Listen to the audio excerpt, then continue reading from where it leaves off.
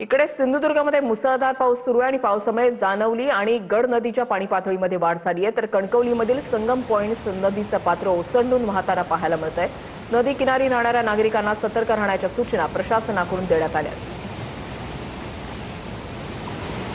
मी सध्या जो उभा आहे तो संगम पॉइंटवरती उभा आहे, जिथे जानवली नदी आणि गड नदी ही एकत्र येऊन मिळतात आणि त्यामुळे या संगम पॉइंटवरती जर पाहिला तर नदीच्या पाणी पातळीमध्ये झपाट्याने वाढ होताना पाहायला मिळते।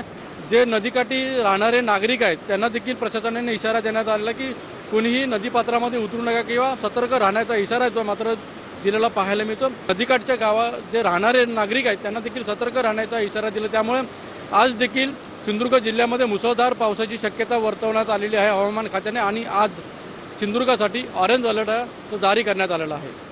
अनंत पाताडे, TV9 मराठी, सिंधुदुर्ग।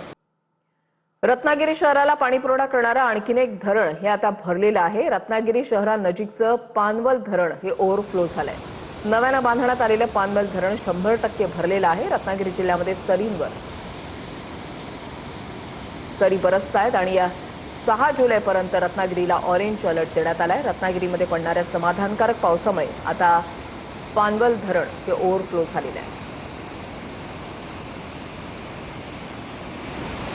धरण क्षेत्रामध्ये सातत्याने पडत असलेला पाऊस आणि त्याच्यामुळे रत्नागिरीमधलं हे धरण ओव्हरफ्लो झालेलं आहे, ओसंडून वाहू लागलेलं आहे। हे धरण 100% भरलंय।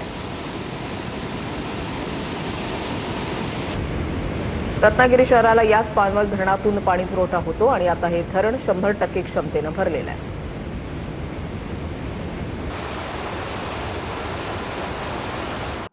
इकडे जळगावच्या हतनूर धरणाचे 10 दरवाजे उघडलेले आहेत। 22,248 क्युसेक वेगानं पाण्याचा विसर्ग तापी नदी पात्रामध्ये सुरू झालाय। पूर्णा आणि तापी नदीच्या पाणी पातळीमध्ये वाढ झाली आहे। धरण क्षेत्रामध्ये पाणी वाढल्यास आणखी दरवाजे उघडण्याची शक्यता आहे।